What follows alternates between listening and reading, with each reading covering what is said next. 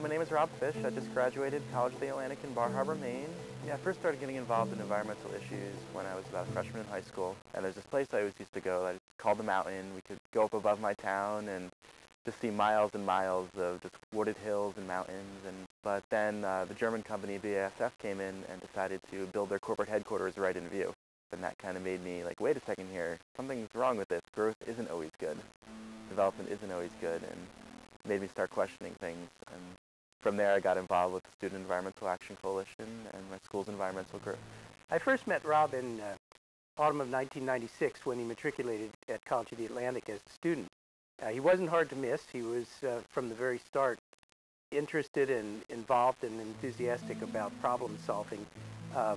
Environmental problems, social problems, anything that seemed wrong in the world today, he was very eager to help correct. At the time I arrived at College of the Atlantic, I started realizing the connections between environmental and social issues and became very active in the Free Burma movement. And the first campaign that I launched into the week I got here was to kick Pepsi off campus. That campaign progressed into banning the college from doing business with any company in Burma, and I was established as an activist here on campus.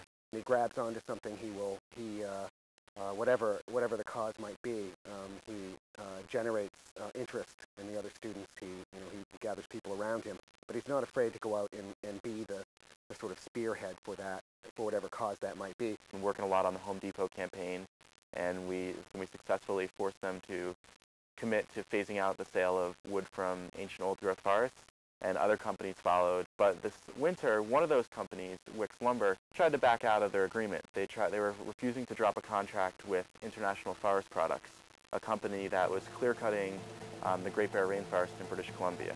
If we allowed Wicks Lumber to back out of their agreement to phase out old-growth lumber, we might be facing Home Depot doing the same thing, or other companies. We had to make an example of them and show them that grassroots pressure, if needed, will be reapplied if they back out of their agreement. Rob's really good at, and I don't mean this in a negative way, but manipulating the system in order to get through, to be pushy enough to be able to come to the front.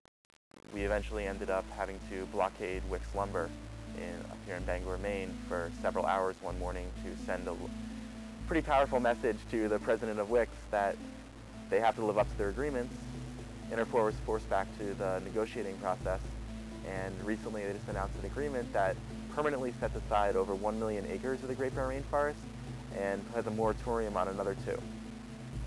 It was an unbelievable agreement. It's groundbreaking, and it's going to save the Great Bear Rainforest, the largest contiguous temperate rainforest in the world.